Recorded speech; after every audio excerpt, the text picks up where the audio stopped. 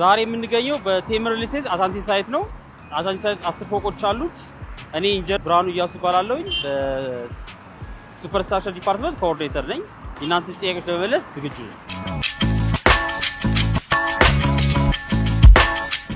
እያንዳንዱ ፍሎር አርማታ የሰራ ነው ከ15 ቀን እስከ 20 ቀን አቨሬጅ። አሁን ላይ አሳንቴ የደረሰበት ኦልሞስት ጣሪያ ላይ ይሰሳ የጨረሻው ወለል ነገ እንጨርሳለን እንሞላለን ጣሪያውን ማለት ነው። ስለዚህ የሄድበት ኢንተርቫል አቨሬጅ 16 ቀን ነው ማለት ነው። እያንዳንዱ ፍሎር ፍሎር 16 ቀን ማለት ነው።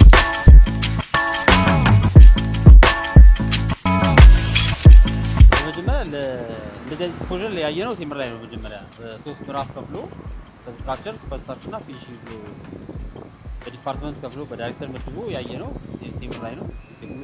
ኤክስፖዠር ነው።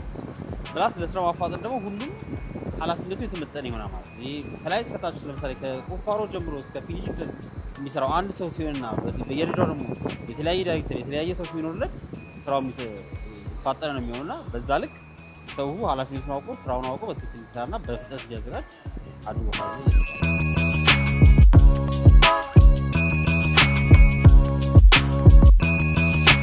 እያንዳንዱ ክፍል ውስጥ የልጆች መኝታ ቤት አለ፣ ሜድስ ሩም አለ፣ ላውንደሪ አለ እና ማስተር ቤድሩም አለ፣ ያው ኪችን አለ፣ ፕላስ ሊቪንግ ኤንድ ዳይኒንግ አለ።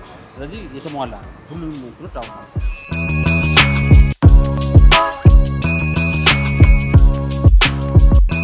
የአሳንቴ ሳይት ላይ እንግዲህ ዘመናዊ ኑሮ ዘይቤ ያማከለ ዲዛይን የተሰራለት የራሱ ፓርኪንግ አለው ከታች ጀምሮ። ስለዚህ ፓርኪንጎቹ የአፓርትመንቶቹ ብቻ ነው የሚሆነው ማለት ነው። እዚህ ሳይት ላይ አብዛኞቹ መኖሪያ ናቸው። ከሁለተኛ ፍሎር ጀምሮ መኖሪያ። ስለዚህ የመኖሪያ ህንፃ ነው። ለንግድ የሚታሰበው 2 ፍሎር ብቻ የታሰበው ማለት ነው። ስለዚህ አብዛኛው የመኖሪያ ቤት ነው ማለት ነው።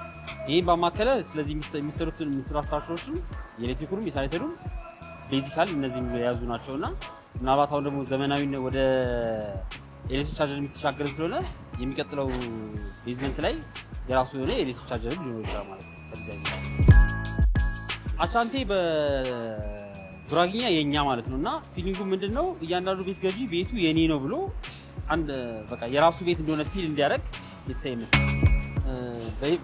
እያንዳንዱ ፍሎር 6 አለ። ሁሉም ባለ 3 መኝታ ናቸው።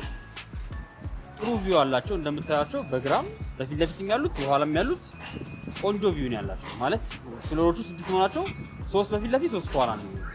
ስለዚህ ሶስቱም ጥሩ ቪው ነው ያላቸው እንደምታየውና ሁሉም ፍሎሮች ሁሉም ቤቶች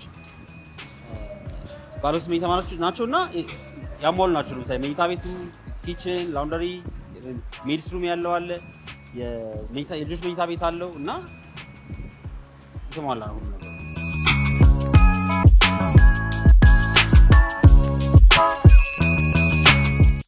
አንደኛው ቻሌንጅ ማቴሪያል። ስለዚህ የመጀመሪያው ያው ማቴሪያል የኛ ብቻ አይደለም የሀገሩ ችግር ነውና ያንን ቻሌንጅ ያለፍንበት መንገድ ሳይቶቻችንን ማኔጅ ያደርግበት መንገድ that's the best experience ነው።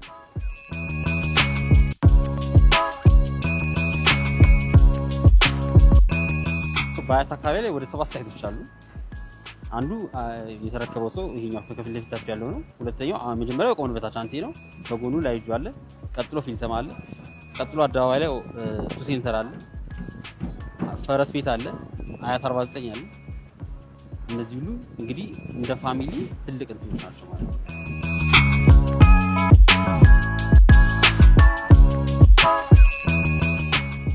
ቀጣይ ያሉን ስራዎች ብሎኬት ናቸው። ብሎኬትም ኦልሞስት ወደ 8 ደርሷል። ያያችሁ ከታች ሲመጡ አይታችሁታልና ስለዚህ የኛ ሐሳባችን እስከ በዚህ 2 ወር ውስጥ ብሎኬት መጨረስ ነው። ማክሲመም እስከ 6 ወር ድረስ ፊኒሺንግ አጠናቀን ወደ ፊኒሺንግ መግባት ነው ማለት ነው። ከስሩ ፕላስተሪንግ እንጀምራለን።